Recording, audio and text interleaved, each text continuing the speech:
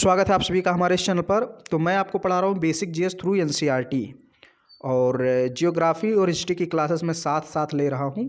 एक दो दिन जियोग्राफी की क्लासेस आती हैं, एक दो दिन हिस्ट्री की क्लासेस आती हैं। ओके, तो आज हम लोग जियोग्राफी का चैप्टर नंबर 5 पढ़ेंगे, जल। इसके पिछले वाले वीडियो में हम लोगों ने पढ़ा था वायु। ओके, और वहाँ पर मैंने आपको वायु की परतों के बारे में बताया था, कौन कौन से परतें हैं और उनकी क्या क्या विशेषताएं। मतलब पिछला वाला चैप्टर भी काफ़ी इंटरेस्टिंग था और इम्पॉर्टेंट है। तो आज का हमारा टॉपिक है जल। अब चलिए हम लोग शुरू करते हैं, इसको लाइन बाय लाइन पढ़ते हैं। चैप्टर नंबर 5 जल। अब यहाँ पर एक छोटा सा परिभाषा दिया हुआ है, इसको देख लेते हैं। ये शब्दावली है। थलशाला किसे कहते हैं? थलशाला या छोटे घर के पौधे रखने का कृत्रिम अहाता होता है। ओके, छोटे घर होते हैं, मतलब छोटे छोटे घर होते हैं और इसमें पौधे रखे जाते हैं, मतलब उनको उगाया जाता होगा। तो उसी को यहाँ पर थोड़ा सा आपको डिफाइन किया, बताया उसने कि यह छोटे घर के पौधे रखने का कृत्रिम अहाता होता है। अहाता मतलब एक प्रकार से घर ही होता है, छोटा सा घर होता है जिसमें पौधे वगैरह रखे जाते हैं, तो उसको बोला जाता है थलशाला। फिर अब हम लोग इसको पढ़ना शुरू करते हैं। तो 1 मिनट।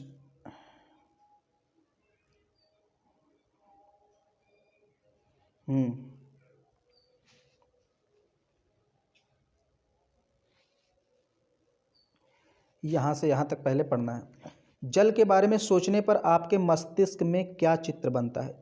ये आप सोचिए कि अगर आप जल के बारे में सोचते हैं तो सबसे पहले आपके दिमाग में क्या चित्र बनता है?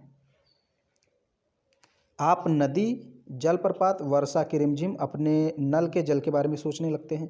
ओके, जब कभी भी हम सोचते हैं तो हमारे दिमाग में क्या इमेज बनती है? या तो हम नल में जो जल है उसके बारे में सोचते हैं, तालाब में जो जल है, नदी में जो जल है, या फिर जलप्रपात, वर्षा की रिमझिम, इन सभी के बारे में सोचने लगते हैं जब भी हम जल के बारे में सोचते हैं। ओके, बच्चे वर्षा से भरे गड्ढे में कागज़ की नाव तैराकर बहुत खुश होते हैं। दोपहर तक गड्ढे में जमा जल गायब हो जाता है। वह जल कहाँ चला जाता है? सूर्य के ताप के कारण जल वाष्पित हो जाता है। किसके कारण? सूर्य के ताप के कारण जल वाष्पित हो जाता है। जैसे गड्ढों में जो जल भरा रहता है, ये कोई गड्ढा है, मान लीजिए 1 मिनट में आपको दिखा देता हूँ। ये कोई गड्ढा है और इसमें कोई जल भरा है। ओके, ये कोई गड्ढा है, इसमें जल भरा है। तो जब सूर्य की किरणें इस पर पड़ती हैं तो ये पानी जो है गर्म हो जाता है और ये फिर वाष्प बनकर ऊपर चला जाता है। थोड़ा सा कॉल आ गया था, इसीलिए मैंने वीडियो रोक दिया था। तो यहाँ से मैं पढ़ा रहा था, आपको यहाँ से पढ़ाना था। जिस प्रक्रम में जल लगातार अपने स्वरूप को बदलता रहता है और महासागरों, वायुमंडल एवं धरती के बीच चक्कर लगाता रहता है, उसको जल चक्र कहते हैं। ओके, तो कोई आपसे पूछ ले भाई जल चक्र क्या है, तो जल चक्र क्या है? जल चक्र उस प्रक्रम को कहते हैं। प्रक्रम मतलब प्रक्रिया। जल चक्र उस प्रक्रम को कहते हैं जिसमें जल लगातार अपने स्वरूप को बदलता रहता है, यानी कि मतलब द्रव अवस्था में रहता है, फिर बर्फ़ यानी ठोस अवस्था में आ जाता है, फिर वाष्प की अवस्था में आ जाता है। मतलब वो अपनी अवस्था, स्वरूप का मतलब क्या? अवस्था बदलता रहता है और महासागरों, वायुमंडल तथा धरती के बीच चक्कर लगाता रहता है। जल ऐसे ऐसे चक्कर लगाता रहता है। ओके, जैसे वर्षा हुई, यहाँ पर देखिए एक चित्र बना गया, अभी मैं समझा रहा हूँ। तो कह रहा है जिस प्रक्रम में जल लगातार अपने स्वरूप को बदलता रहता है और महासागरों, वायुमंडल एवं धरती के बीच चक्कर लगा रहता है, उससे जल चक्र कहते हैं। अब यहाँ देखिए, जैसे मान लीजिए मैं ऊपर से ही शुरुआत कर देता हूँ, या चलिए नीचे से शुरुआत करता हूँ तो ज़्यादा ठीक रहेगा। ये समुद्र है और यहाँ पर जल भरा हुआ है। अब सूर्य का प्रकाश यहाँ पर पड़ेगा, सूर्य का प्रकाश यहाँ पर पड़ेगा तो ये जो जल है गर्म होगा। गर्म होगा तो इसका वाष्पीकरण होगा, ये ऊपर जाएगा वाष्प बनकर। अब ऊपर जाएगा तो ये ठंडा होकर बादलों का रूप धारण कर लेगा। फिर बादल, जब जो बादल के छोटे छोटे कण हैं, यानी कि जो जल का कण होता है, वहाँ पर क्या होता है?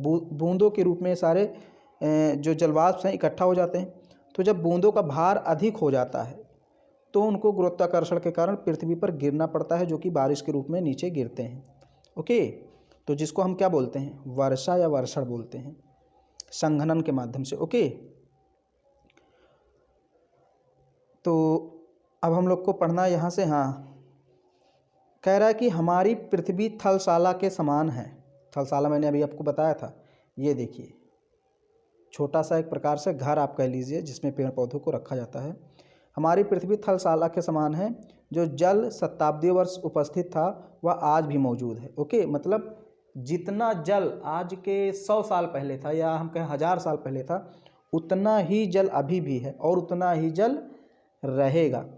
जिस जल का प्रयोग आज हम हरियाणा की खेत की सिंचाई के लिए कर रहे हैं, हो सकता है वह सैकड़ों वर्ष पहले अमेजन नदी में बहता रहा हो, ये हो सकता है। ओके, क्योंकि जो धरातल है इसमें लगातार परिवर्तन होता रहता है, तो जो गंगा नदी आज बह रही यहाँ पर, हो सकता है बहुत समय पहले कहीं और बहती रही हो, यहाँ का जल कहीं और बहता रहा हो, ऐसा हो सकता है, लेकिन जल की मात्रा समान रहती है, वो बता रहा आपसे। फिर कह रहा है आलवड़ जल। आलवड़ जल मतलब शुद्ध जल, जिसको हम पीते हैं, जिसमें लवण नहीं है। ओके, आलवड़ जल के मुख्य स्रोत नदी, ताल, सोते, हिमनद है। यानी यहीं से हमें आलवड़ युक्त जल मिलता है, मतलब लवण जिसमें नहीं रहता है, जिसमें नमक नहीं रहता, बहुत ज़्यादा खारा नहीं रहता, मीठा जल आप बोल सकते हैं इसको। तो हमें कहाँ से मिलता है, हिमनद, नदी, ताल और सोते से। महासागरों एवं समुद्रों का जल लवणीय होता है। ओके, जो महासागर और समुद्र होते हैं, इनका जो जल होता है वो लवणीय होता है, यानी बहुत ज़्यादा खारा होता है, बहुत ज़्यादा दूषित होता है आप कह सकते हैं। इसमें अधिकांश नमक, ये देखिए लिखा भी है इसमें, सोडियम क्लोराइड या खाने में उपयोग किया जाने वाला नमक होता है, और समुद्रों से ही नमक प्राप्त किया जाता है, बनाया जाता है, आप लोग जानते हैं। फिर ये देखिए, एक बड़े जार के 1/4 भाग में मिट्टी भरकर उसे अच्छी तरह दबा दें। कह रहा है, इसको पढ़ लेते हैं। एक बड़े जार में, यानी ये जार है, 1/4 भाग में, यानी कि मतलब इसके आधे से भी आधे भाग में मिट्टी भरकर उसे अच्छी तरह से दबा दें। इसके ऊपर ह्यूमस की एक पतली परत लगाएं, यानी मिट्टी डाल दें। सबसे बड़े पौधे लगाएं, तदुपरांत उसके और चारों ओर छोटे छोटे पौधे व्यवस्थित करें। इसमें जल की फुहार छिड़कें, जल को बंद कर दें। पत्तियों एवं मिट्टी के द्वारा वाष्पित जल संघनित होकर जल की बूंदों के रूप में गिरता है। ये कुल मिलाकर आपको ये जो वर्षा है ना, यही समझाना चाह रहा है, यही वाली चीज़ यहाँ पर आपको समझा रहा है। अब फिर यहाँ पर देखिए, ये एक फिगर है, मतलब बहुत ही अच्छा चित्र है। मैं इसको थोड़ा सा सीधा करके लगा दूंगा आपको, ताकि आपको सही से दिखे। ओके, तो यहाँ पर आप देखिए, उत्तरी अमेरिका है, दक्षिणी अमेरिका, अफ्रीका, एशिया और ऑस्ट्रेलिया महाद्वीप। ऊपर आप देखेंगे तो आपको आर्कटिक सागर दिखेगा। फिर उसके नीचे यहाँ पर देखिए उत्तरी अटलांटिक महासागर, दक्षिणी अटलांटिक महासागर। इधर देखेंगे तो आप प्रशांत महासागर, फिर प्रशांत महासागर इधर भी है। ओके, एक डार्लिंग नदी ऑस्ट्रेलिया में बहती है। फिर यहाँ बहुत सारी चीज़ें हैं, इसको आप देख लीजिएगा। कैस्पियन सागर है, काला सागर है, और दनुबी नदी है, नील नदी है, विक्टोरिया झील है, कांगो नदी है, नाइजर नदी, ऑरेंज नदी, अमेजन नदी दक्षिण अमेरिका में बहती है, सॉल्ट लेक सिटी उत्तरी अमेरिका में, मिसिसिपी नदी, विनिपेग झील, सुपीरियल झील, ह्यूरॉन झील। ये सारी झीलें पूछ सकता है आपसे, इनका क्रम उत्तर से दक्षिण में इनका क्रम। ओके, तो ये जितनी भी झीलें हैं उत्तरी अमेरिका में और कनाडा में, ये देखिए, ग्रेट बियर झील, ग्रेट स्लेव झील, विनिपेग झील, सुपीरियल झील, ह्यूरॉन झील, ये सारी झीलें बहुत ज़्यादा इंपॉर्टेंस रखती हैं। फिर हवांगो नदी देखिए आप, यहाँ पर चाइना में जो बहती है। तो अभी हम लवणता की बात कर रहे थे, लवण और आलवण। तो लवण मतलब नमक और आलवण मतलब जिसमें नमक ना हो। तो अब यहाँ पर एक डेफिनेशन आपको बता रहा है उसी संबंधित, लवणता क्या है। तो देखिए, 1000 ग्राम, 1000 ग्राम मतलब 1 किलोग्राम कह सकते हैं। ओके, 1000 ग्राम जल में मौजूद नमक की मात्रा को लवणता कहते हैं। 1000 ग्राम समुद्र का आप जल लीजिए, अगर आपको नापना है तो 1000 ग्राम समुद्र का जल लीजिए, उसमें जितनी मात्रा नमक की होगी उसे कहेंगे लवणता। महासागर की औसत लवणता 35 भाग प्रति 1000 ग्राम होता है। ओके, यानी कि जो 1000 ग्राम है उसका 35वां भाग, ये औसतन होता है लवणता। अब यहाँ पर हम लोग पढ़ते हैं जल का वितरण, जल किन किन रूपों में और कितने कितने प्रतिशत पाया जाता है, ये थोड़ा सा देख लेते हैं। हम सभी जानते हैं कि पृथ्वी की सतह का 3/4 भाग, कितना 3/4 भाग जल से ढका हुआ है। यदि धरती पर जल की अपेक्षा यदि धरती पर थल की अपेक्षा जल अधिक है तो अनेक देशों में जल की कमी का सामना क्यों करना पड़ रहा है। ये क्वेश्चन बहुत ज़्यादा ज़रूरी है। आप इसको सोचिए कि भाई पृथ्वी पर कहा जाता है 3/4 जल है, ओके। मतलब पृथ्वी को अगर हम 4 भागों में बांटें तो 3 भाग इसका जल है और 1 भाग स्थल है, मतलब जल 75% क्षेत्रों पर है। तो ज़रा सोचिए फिर पानी की कमी कई देशों में क्यों पड़ रही है। आप अक्सर न्यूज़ में देखते हैं कि यहाँ पानी की कमी हो गई, तो अभी यहाँ पर आपको बताएगा क्या पृथ्वी पर मौजूद संपूर्ण जल हमारे लिए उपलब्ध है। निम्नलिखित तालिका में जल वितरण का प्रतिशत दिया गया। अब यहाँ पर थोड़ा सा पहले समझ लेते हैं कि यहाँ पर कौन कौन सा जल कितने कितने प्रतिशत है। जैसे महासागरों का जल है वो 97.3% है, ओके। महासागरों में सबसे ज़्यादा जल पाया जाता है।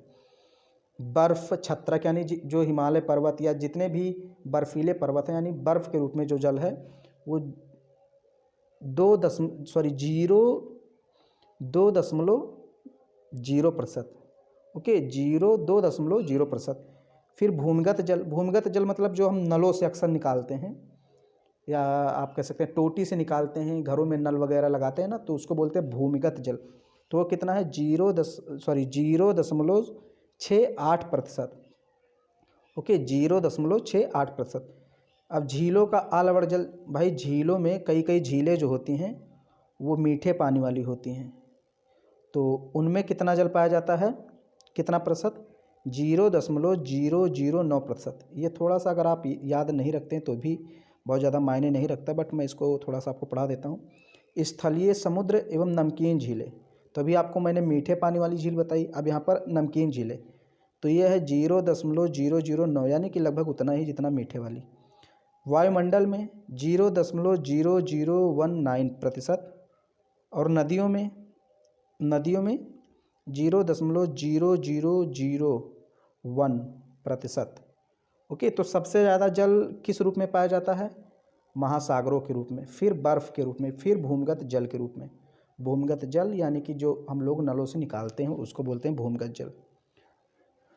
तो यहाँ पर फिर कह रहा है कि क्या आप जानते हैं इज़राइल के, यानी कि नाम याद रखिए, ये सब क्वेश्चन पूछ ले जाते हैं। इज़राइल के मृत सागर में, यानी मृत सागर कहाँ है, इज़राइल में। इज़राइल के मृत सागर में 340 ग्राम प्रति लीटर लवणता होती है। तैराक इसमें प्लव कर सकते हैं क्योंकि नमक की अधिकता के कारण इसे सघन बना देती है, यानी नमक इतनी है कि इसमें आप डूब नहीं सकते। ये जो मृत सागर है ना, अगर 1 लीटर इसमें आप जल निकालेंगे तो उसमें आपको 340 ग्राम नमक ही निकल आएगा, यानी कि इतनी ज़्यादा लवणता की मात्रा है कि अगर आप उसमें कूद भी जाएंगे उस झील में, ये जो मृत सागर है एक प्रकार से झीली है, अगर आप उसमें कूद भी जाएंगे तो आप डूबेंगे नहीं, ऊपर ही रहेंगे, ओके, क्योंकि लवणता बहुत ज़्यादा पाई जाती है। अब मैं आपको ये समझा दूँ कि इस चीज़ से आप क्या समझे। भाई ऊपर आपसे क्वेश्चन उसने पूछा था कि जल इतना ज़्यादा है पृथ्वी पर तो फिर कई देशों में जल की कमी क्यों है।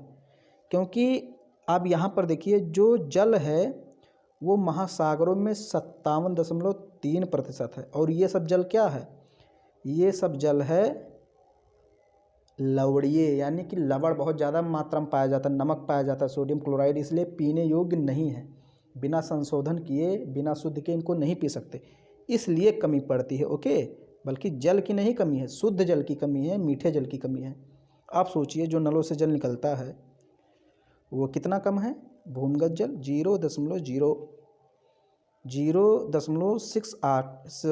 और 8%, यानी कि मतलब 1% भी नहीं है भूमिगत जल, आप ये मान लीजिए, तो इसीलिए कमी पड़ती है।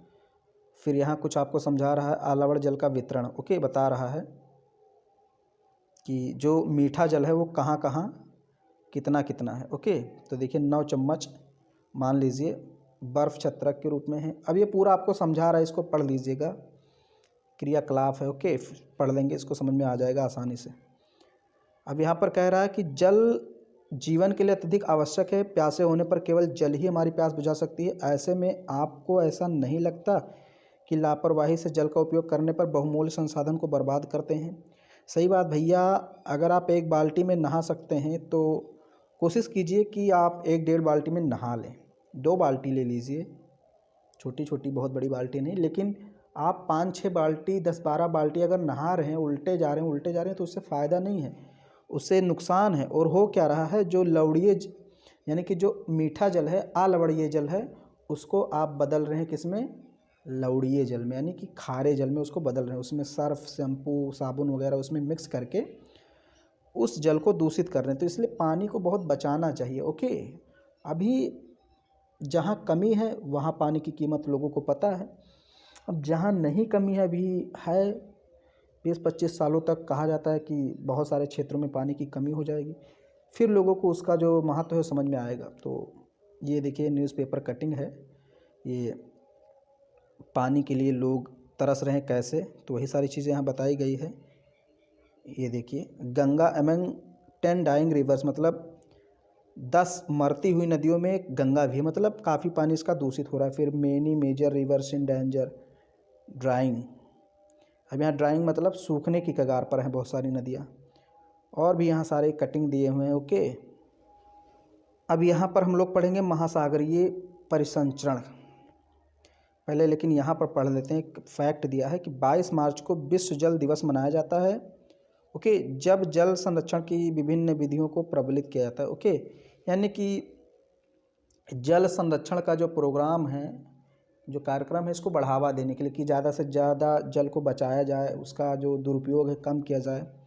ओके, तो इसीलिए 22 मार्च को विश्व जल दिवस के रूप में मनाते हैं और इस दिन कई कार्यक्रम भी लागू होते हैं। अब हम लोग पढ़ रहे हैं महासागरीय परिसंचरण। समुद्री तट पर नंगे पैर चलने से कुछ जादुई सी अनुभूति होती है। ओके, जब आप समुद्री तट पर चलिए और नंगे पैर चलिए तो आपको एक अजीब सी चीज़ महसूस होगी। पुलिन पर नम बालू, ठंडी पवन, समुद्री पक्षी, वायु में लवड़ीय गंध एवं लहरों का संगीत सब कुछ सम्मोहित करने वाला प्रतीत होता है। ताल एवं झील के शांत जल के विपरीत महासागरीय जल हमेशा गतिमान रहता है। ओके, जैसे जो झील या ताल का जो जल होता है वो स्थिर होता है, जबकि जो महासागरीय जल है हमेशा गतिमान रहता है या कभी भी शांत नहीं रहता। महासागरों की गतियों को इस प्रकार वर्गीकृत कर सकते हैं। तो महासागरों में कुछ गतियाँ होती रहती हैं, जैसे तरंगों के रूप में गति होती है, ज्वार भाटा के रूप में गति होती है, धाराओं के रूप में गति होती है। तो अब इसको हम लोग को आगे पढ़ना है। तो सबसे पहले हम पढ़ेंगे तरंगों के रूप में। आप देखते हैं अक्सर नदियों में या फिर समुद्रों में लहरें आती रहती हैं। ओके, तो उसको बोलते हैं तरंग। समुद्रों पर गेंद से खेलते समय, समुद्रों पर गेंद से खेलते समय जब गेंद जल में गिर जाता है तो क्या होता है? यह दृश्य बहुत ही मनोरंजक होता है कि कैसे तरंगों के साथ गेंद तट पर वापस लौट आती है। जब महासागरीय सतह पर जल लगातार उठता है और गिरता रहता है तो इन्हें तरंगे कहते हैं। ओके, आपने देखा होगा कि मान लीजिए समुद्र में आपने गेंद फेंक दिया तो जब तरंगे आती हैं, लहरें कुछ इस तरह से आती हैं लहरें, तो आपका जो गेंद है वो फिर से आपके पास आ जाता है इन तरंगों के माध्यम से। ओके, तो इसी को बोलते हैं तरंग, यानी लहरों को तरंग बोलते हैं। जब अब यहाँ पर एक चीज़ दिया है, क्या आप जानते हैं, जब समुद्री सतह पर पवन बहती है तब तरंगे उत्पन्न होती हैं। ओके, जब समुद्री सतह पर पवन बहती, अब तरंगे कैसे उत्पन्न होती हैं इसका भी उसने महत्व बता दिया, कारण बता दिया कि जब पवन चलती है, मान लीजिए पानी है, तो जब पवन इधर से इधर चलेगी तो ऐसे ऐसे लहरें उठेंगी। ओके, तो लहरें, तरंगे क्यों उठती हैं? पवनों के चलने के कारण। वही कह रहा है, जब समुद्री सतह पर पवन बहती है तब तरंगे उत्पन्न होती हैं। जितनी तेज़ पवन बहती है तरंगे भी उतनी बड़ी होती हैं, यानी कि अगर हवा बहुत तेज़ चलती है तो तरंगे काफ़ी ऊंची होंगी। यहाँ पर आप तरंगों को देख सकते हैं, ये तरंग ही है। ओके, बहुत सारे लोग इसको एंजॉय भी करते हैं। फिर यहाँ पर है कि आप जानते हैं सुनामी जापानी भाषा का एक शब्द है जिसका अर्थ है पोताश्रय तरंगे। ओके, सुनामी जापानी भाषा का एक शब्द है जिसका अर्थ है पोताश्रय तरंगे, क्योंकि सुनामी आने पर पोताश्रय नष्ट हो जाते हैं। तो याद रखिए, जो सुनामी है जापानी भाषा का शब्द है, इसका अर्थ होता है पोताश्रय तरंगे। अब यहाँ कह रहा है तूफान में तेज वायु चलने पर विशाल तरंगे उत्पन्न होती हैं। अगर बहुत तेज वायु चलती है तो बड़ी बड़ी तरंगे उत्पन्न होंगी। फिर कह रहा है इनके कारण अत्यधिक विनाश हो सकता है। भूकंप, ज्वालामुखी उद्गार या जल के नीचे भूस्खलन के कारण महाद्वीपीय जल अत्यधिक विस्थापित होता है। ओके, कहीं जैसे ज्वालामुखी फट गया या भूकंप आ गया, ओके, या फिर जल के नीचे कोई भूस्खलन हो गया तो जल में हलचल हो जाती है और फिर बड़े बड़े मतलब तरंगे उठने लगती हैं, यानी जल विस्थापित हो जाता है। इसके परिणाम स्वरूप 15 मीटर तक की ऊंचाई वाली विशाल ज्वारीय तरंगे उठ सकती हैं, जिसे सुनामी कहते हैं। अब तक का सबसे विशाल सुनामी 150 मीटर मापा गया था। ये तरंगे 700 किलोमीटर प्रति घंटा से अधिक की गति से चलती हैं। 2004 के सुनामी से भारत के तटीय क्षेत्रों में अत्यधिक विनाश हुआ था। सुनामी के बाद अंडमान और निकोबार द्वीप समूह में इंदिरा पॉइंट डूब गया था। ओके, तो 2004 में सुनामी आई थी भारत में, जो कि वो लक्षद्वीप और अंडमान और निकोबार द्वीप समूह है वहीं पर आई थी। तो उसमें जो आपका एक शोध पॉइंट है इंदिरा पॉइंट जिसे हम कहते हैं, जो हमारा दक्षिणी पॉइंट है, भारत का सबसे दक्षिणी पॉइंट क्या है, इंदिरा पॉइंट, तो ये डूब गया था। ओके, अब यहाँ पर है सुनामी, यहाँ देखें कितना भी इसमें है, तो ये काफ़ी ज़्यादा है, तो इसको आप पढ़ भी सकते हैं, इसको मैं छोड़ देता हूँ ना। ये एग्ज़ाम्पल दिया हुआ है कि कब कब अपने देश में सुनामी आई थी, या फिर चलिए मैं इसको पढ़ा देता हूँ ताकि आपको लगे कि हाँ मैंने इसको पढ़ा दिया। पृथ्वी का तांडव। 26 दिसंबर 2004 को हिंद महासागर में सुनामी तरंगों अथवा पोताश्रय तरंगों के कारण अत्यधिक विनाश हुआ। वही 4 वाली घटना बता रही है, यानी 26 दिसंबर 2004 को हिंद महासागर में सुनामी आए। ये तरंगे उस भूकंप का परिणाम थी जिसका अधिकेंद्र सुमात्रा की पश्चिमी सीमा पर था। ओके, तो सुमात्रा की पश्चिमी सीमा पर एक भूकंप उत्पन्न हुआ और उसी के परिणाम स्वरूप ये तरंगे उठी थी, ये सुनामी आई थी। इस भूकंप की तीव्रता रिक्टर पैमाने पर 9.0 मापी गई थी, यानी कि बहुत बड़ा भूकंप था। ये बहुत ज़ोरदार भूकंप होता है, जान लीजिए। भारतीय प्लेट बर्मा प्लेट के नीचे धंस गई थी। अब बढ़िया चीज़ आ गई, देखिए, भारतीय प्लेट बर्मा प्लेट के नीचे धंस गई थी और समुद्र तल में अकस्मात गति उत्पन्न हो गई थी, इस कारण यह भूकंप आया था। महासागरीय तल लगभग 10 से 20 मीटर तक विस्थापित हो गया और नीचे की दिशा में झुक गया। इस विस्थापन के कारण निर्मित अंतराल को भरने के लिए विशाल मात्रा में महासागरीय जल उसी ओर बहने लगा। फलस्वरूप दक्षिणी एवं दक्षिणी पूर्वी एशिया के समुद्री तटों से जल हटने लगा। भारतीय प्लेट के बर्मा की प्लेट के नीचे चले जाने पर जल वापस समुद्र की तरफ लौटा। यह सुनामी लगभग 800 किलोमीटर पर घंटे की रफ्तार से आई थी, जिसकी तुलना व्यावसायिक वायुयानों की गति से की जा सकती है। जो ऊपर वायुयान उड़ते हैं लगभग उनकी गति से ये सुनामी आई थी और इसके परिणामस्वरूप हिंद महासागर के कुछ द्वीप डूब गए। भारतीय सीमा का धुर, यानी कि जो दक्षिणी पॉइंट है इंदिरा पॉइंट, वो अंडमान निकोबार द्वीप समूह में स्थित पूरी तरह से डूब गया था। ओके, फिर आगे कह रहा है जब सुमात्रा में भूकंप के अधिकेंद्र से तरंगे सुमात्रा की तरफ से अंडमान निकोबार द्वीप समूह तथा श्रीलंका की ओर बढ़ी, तरंगों की लंबाई कम हो गई। तो ये सब आप समझ लीजिएगा, मैं पढ़े दे रहा हूँ क्योंकि इसमें कुछ समझाने वाला है नहीं। जल की गहराई भी कम होने के साथ साथ इनकी गति भी 700 से 900 किलोमीटर प्रति घंटा से 70 किलोमीटर तक, मतलब 70 किलोमीटर प्रति घंटा तक ये कम हो गई थी। समुद्री तट से सुनामी की तरंगें 3 किलोमीटर तक की गहराई तक गईं, जिसके फलस्वरूप 10,000 से भी अधिक लोगों की मृत्यु हो गई। 1 लाख से अधिक घर प्रभावित हुए। भारत में आंध्र प्रदेश के तटीय प्रदेश, तमिलनाडु, केरल, पुडुचेरी और अंडमान निकोबार द्वीप समूह सर्वाधिक प्रभावित हुए थे। यद्यपि पहले से भूकंप का अनुमान लगाना संभव नहीं, फिर भी बड़ी सुनामी के संकेत 3 घंटे पहले से मिल सकते हैं। प्रशांत महासागर में प्राथमिक चेतावनी की ऐसी प्रणालियाँ क्रियाशील है, लेकिन हिंद महासागर में सुविधाएं नहीं हैं। प्रशांत महासागर की तुलना में हिंद महासागर में सुनामी कभी कभी आती है, क्योंकि यहाँ भूकंपों की क्रिया बहुत कम होती। ओके, तो प्रशांत महासागर में ऐसी व्यवस्था की गई है, वैज्ञानिकों ने ऐसा वहाँ पर व्यवस्था की है कि अगर सुनामी आनी होगी तो लगभग 3 घंटे पहले आपको संकेत मिल जाएगा। लेकिन हिंद महासागर में ऐसी व्यवस्था नहीं की गई है, क्योंकि हिंद महासागर में प्रायः बहुत कम ही सुनामी आती है क्योंकि वो कोई भूकंपीय क्षेत्र नहीं है। ओके, जब भूकंप वहाँ नहीं आता है तो सुनामी भी नहीं आती, लेकिन कभी कभार आ जाता है। फिर यहाँ पर दिसंबर कह रहा है कि दिसंबर 2004 में जिस सुनामी ने दक्षिणी एवं दक्षिणी पूर्वी एशिया के तटों पर तबाही मचाई वह पिछले कई सौ वर्षों की सर्वाधिक शक्तिशाली सुनामी थी। हिंद महासागर में निरीक्षण एवं आरंभिक चेतावनी की प्रणालियाँ एवं हिंद महासागर के तटीय निवासियों में जागरूकता की कमी के कारण जीवन एवं संपत्ति की अत्यधिक क्षति हुई। सुनामी आने का प्रथम संकेत यह होता है कि तटीय क्षेत्र से जल में तेजी से कमी आती है। ओके, अब ये कह रहा सुनामी कैसे जान पाएंगे कि आने वाली है। कह रहा कि सबसे पहले क्या होता है, तटीय क्षेत्र में जल की तेजी से कमी होने लगती है, यानी जल पहले पीछे जाता है। फिर विनाशकारी तरंगें उठने लगती हैं। जब तट पर ऐसा हुआ था तो लोग ऊंचे स्थानों पर न जाकर उस अचंभे को देखने के लिए तट पर एकत्र होने लगे। इसके फलस्वरूप जब सुनामी का विशाल तरंगे आई तो बड़ी संख्या में उत्सुक खड़े दर्शकों की मृत्यु हो गई। ओके, तो जैसे जब जल अचानक, जैसे सुनामी आनी होगी तो जल अचानक पीछे जाता है। जब पीछे गया जल तो लोग देखने लगे कि ये जल पीछे क्यों जा रहा है, समुद्र का जो जल है पीछे क्यों जा रहा है।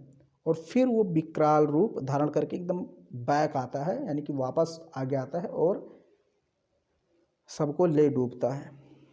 फिर यहाँ पर है ज्वार भाटा। ज्वार भाटा आपने नाम सुना होगा। ज्वार भाटा क्या है? दिन में 2 बार नियम से महासागरीय जल का उठना एवं गिरना ज्वार भाटा कहलाता है। ओके, आप ये समझ लीजिए, महासागरीय जल का ऊपर उठकर आगे बढ़ना ज्वार कहलाता है और नीचे गिरकर पीछे हटना भाटा कहलाता है। ओके, इसकी पूरी डेफिनेशन अगर आप बताना चाहें तो इस प्रकार बता दीजिए। सूर्य और चंद्रमा की आकर्षण शक्तियों के कारण महासागरीय जल का ऊपर उठकर आगे बढ़ने को ज्वार कहते हैं, नीचे गिरकर पीछे हटने को भाटा कहते हैं। किसकी आकर्षण शक्तियों के कारण? सूर्य की। अब देखिए, जब सर्वाधिक ऊंचाई तक जल उठकर तट के बड़े हिस्से को डुबो देता है तब उसे ज्वार कहते हैं। वही चीज़ कह रहा है, जब जल अपने निम्नतम स्तर पर आ जाता है, यानी कि पीछे हट जाता है, तट से पीछे चला जाता है, तो उसे भाटा कहते हैं। वही चीज़ जो मैंने आपको समझाई। अब यहाँ पर चित्र दिया हुआ है कि लघु ज्वार भाटा की स्थिति कैसे होगी, कब होगी। तो यहाँ पहले मैं आपको पढ़ देता हूँ, फिर समझाता हूँ। और बृहत ज्वार भाटा कब, यानी सबसे ज़्यादा ज्वार भाटा कब उत्पन्न होगा, ताकतवर कब होगा, कमज़ोर कब होगा। पहले मैं इसको आपको पढ़ देता हूँ, फिर वहाँ पर समझाता हूँ, तब आपको भी समझ में आएगा। सूर्य एवं चंद्रमा के शक्तिशाली गुरुत्वाकर्षण बल के कारण पृथ्वी की सतह पर ज्वार भाटा आते हैं। जब पृथ्वी का जल चंद्रमा के निकट होता है तो उस समय चंद्रमा के गुरुत्वाकर्षण बल से जल अभिकर्षित होता है, जिसके कारण उच्च ज्वार आते हैं। पूर्णिमा एवं अमावस्या के दिन में सूर्य, चंद्रमा, पृथ्वी तीनों एक सीध में होते हैं और इस समय सबसे ऊंचे ज्वार उठते हैं। ओके, फिर कह रहा है कि इस ज्वार को बृहत ज्वार कहते हैं। लेकिन जब चांद अपने प्रथम एवं अंतिम चतुर्थांश में होता है तो चांद एवं सूर्य का गुरुत्वाकर्षण विपरीत बल लगाता है, यानी विपरीत दिशाओं में बल लगाता है। सूर्य एवं चंद्रमा का गुरुत्वाकर्षण बल विपरीत दिशाओं से महासागरीय जल पर पड़ता है, परिणाम स्वरूप निम्न ज्वार भाटा उत्पन्न होता है। ऐसे ज्वार को लघु ज्वार भाटा कहते हैं। उच्च ज्वार नौ संचालन, यानी नौका संचालन आप कह सकते हैं, इसमें सहायक होता है। ये जल स्तर को तट की ऊंचाई तक पहुंचाते हैं, जहाज को बंदरगाह तक पहुंचा देते हैं। ओके, कभी कभी ज्वार आता है ना, तो जो फंसे रहते हैं जहाज, यानी कि बीच में रहते हैं, वो अपने आप किनारे पर आ जाते हैं, यानी कि उनका तेल वगैरह जो ईंधन है वो बच जाता है। ये जल स्तर को तट की ऊंचाई तक पहुंचाते हैं, जहाज बंदरगाह तक पहुंचाने में सहायक होते हैं। उच्च ज्वार मछली पकड़ने में भी मदद करता है। ओके, उच्च ज्वार के दौरान अनेक मछलियां तट के निकट आ जाती हैं। इसके फलस्वरूप मछुआरे बिना कठिनाई के मछलियां पकड़ पाते हैं। कुछ स्थानों पर ज्वार भाटे से होने वाले जल के उतार चढ़ाव का उपयोग विद्युत उत्पन्न करने के लिए भी होता है। तो ज्वार भाटे का उपयोग कई सारी चीज़ों में होता है। जैसे पहला तो इसका ये बताया कि भाई जो जहाज़ें हैं उनको तट तक पहुंचने में सुविधा हो जाती है, यानी ईंधन वगैरह बच जाता है जहाज़ों का, इंजन अपना बंद कर लेते हैं और ज्वार के माध्यम से वो पहुंच जाते हैं तटों पर। दूसरा चीज़ ये है कि मछली वगैरह पकड़ने में काफ़ी ज़्यादा मदद हो जाती है, मछलियाँ तट पर आ जाती हैं, निकट आ जाती हैं ज्वार भाटा से। फिर यहाँ पर कह रहा है बिजली भी उत्पन्न होती है। तो ये सारे ज्वार भाटा के लाभ हैं। ओके, अब यहाँ समझ लीजिए कि उच्च ज्वार तभी आएगा जब तीनों एक सीध में होंगे, यानी सूर्य पृथ्वी चंद्रमा एक सीध में होंगे। आप देखिए यहाँ पर ये सूर्य है, ये चंद्रमा है, ये पृथ्वी है। तो सूर्य चंद्रमा पृथ्वी ये दोनों मिलकर पृथ्वी के जल को खींच रहे हैं, दोनों मिलकर पृथ्वी के जल को खींच रहे हैं, इसलिए ज़्यादा ऊंचा ज्वार आएगा। ओके, वही स्थिति यहाँ पर है। अब देखिए इधर सूर्य है, इधर चंद्रमा, तो इधर वाला जलीय खींचेगा, इधर वाला जलीय, तो एक बहुत ज़्यादा उच्च ज्वार आएगा। लेकिन अगर स्थिति इस तरह रहेगी तो ये इधर की ओर खींचेगा, ये इधर की ओर खींचेगा। ओके, तो आएगा ज्वार, लेकिन बहुत कम आएगा, क्योंकि विपरीत दिशा में एक प्रकार से ताकत लग रहा है। ये देखिए, एक ऊपर जा रहा है और एक इधर जा रहा है। फिर यहाँ पर है महासागरीय धाराएं। ये आपका शायद अंतिम टॉपिक है, इसके बाद आपका टॉपिक नहीं है कोई इसमें। तो महासागरीय जलधाराएं हम लोग पढ़ लेते हैं। महासागरीय धाराएं, महासागरीय धाराएं निश्चित दिशा में महासागरीय सतह पर नियमित रूप से बहने वाले जल की धाराएं होती हैं। तो महासागरीय धाराएं क्या है? निश्चित दिशा में महासागरीय सतह पर नियमित रूप से बहने वाली जल की धाराएं होती हैं। महासागरीय धाराएं गर्म या ठंडी हो सकती हैं। सामान्यतः गर्म महासागरीय धाराएं भूमध्य रेखा के निकट उत्पन्न होती हैं एवं ध्रुवों की ओर प्रवाहित होती हैं। ओके, जो गर्म महासागरीय जलधाराएं हैं वो भूमध्य रेखा से ध्रुवों की ओर प्रवाहित होती हैं। ठंडी जलधाराएं ध्रुवों यानी उच्च अक्षांशों से उष्णकटिबंधीय या निम्न अक्षांशों की ओर प्रवाहित होती हैं। लेब्राडोर महासागरीय धाराएं शीत जलधाराएं होती हैं। ओके, एक नाम यहाँ पर आपको उसने बताया कि एक जलधारा है लेब्राडोर की जलधारा, तो ये ठंडी जलधारा यानी शीत जलधारा है, जबकि गल्फ स्ट्रीम गर्म जलधारा होती है। महासागरीय धाराएं किसी क्षेत्र के तापमान को प्रभावित करती हैं। गर्म धाराओं से स्थलीय सतह का तापमान गर्म हो जाता है। जिस स्थान पर गर्म एवं शीत जलधाराएं मिलती हैं वह स्थान विश्व भर में सर्वोत्तम मत्स्य क्षेत्र माना जाता है। जापान के आसपास एवं उत्तर अमेरिका के पूर्वी तट इसके उदाहरण है। तो मैंने जापान वाला भूगोल आपको जब पढ़ाया था तो उसमें मैंने बताया है कि जहाँ पर ठंडी और गर्म जलधाराएं आपस में मिलती हैं, मान लीजिए इधर से गर्म जलधारा आ गई, इधर से ठंडी जलधारा आ गई, तो वहाँ पर कुहासा कोहरा टाइप का उत्पन्न हो जाता है। फिर वहाँ पर प्लैंकटन बहुत अधिक मात्रा में उत्पन्न होता है। जब प्लैंकटन उत्पन्न होता है तो प्लैंकटन को खाने के लिए मछलियाँ बहुत ज़्यादा वहाँ पर आती हैं और फिर मछलियों को आराम से पकड़ने में सुविधा हो जाती है। फिर यहाँ पर ये देखिए कुछ महासागरीय जलधाराओं का नाम है, बाकी इसमें कुछ नहीं। जहाँ गर्म एवं ठंडी जलधाराएं मिलती हैं वहाँ कोहरे वाला मौसम बनता है। इसके फलस्वरूप नौ संचालन में बाधा उत्पन्न होती है। तो कोहरे वाला मैंने अभी आपको बताया कि कोहरा बनता है, फिर वहाँ पर प्लैंकटन बहुत ज़्यादा मात्रा में उत्पन्न होता है और मछलियाँ खाने उसको आ जाती हैं। अब यहाँ पर कुछ जलधाराओं के नाम दिए, इसको आप देख लीजिए। जैसे ओयोसियो की धारा, ये ठंडी जलधारा है। क्यूरोसियो की जलधारा गर्म जलधारा है। तो ये दोनों जलधाराएं कहाँ मिलती हैं? जापान के, ये देखिए, पूर्वी तट पर। और यहाँ पर बहुत ज़्यादा प्लैंकटन उत्पन्न होता है तो मछली भी पकड़ी जाती है। फिर यहाँ पर और भी बहुत सारी जलधाराएं हैं। लेब्राडोर की देखिए, ये ध्रुवों से आ रही है, अगर इधर से आएगी ऊपर से नीचे की ओर तो ये हो जाएगी आपकी ठंडी जलधारा। बहुत सारी जलधाराएं, इसको देख लीजिएगा। कैनरीज की जलधारा है, और यहाँ पर देखिए ब्राज़ीलियन धारा, वेनेजुएला धारा, औग्लास धारा पश्चिम, और हम्बोल्ट पेरू जलधारा। बहुत सारी जलधाराएं हैं। गल्फ स्ट्रीम की ये जो गर्म जलधारा ये भी है इसमें। ओके, तो इसको आप देख लीजिएगा एक दो बार सही से। बाकी चैप्टर आपका कंप्लीट होता है। उम्मीद करता हूँ ये वीडियो आपको काफ़ी पसंद आया होगा, तो इसको लाइक कीजिए, शेयर कीजिए, और चैनल पर पहली बार आए हैं तो चैनल को सब्सक्राइब ज़रूर करें।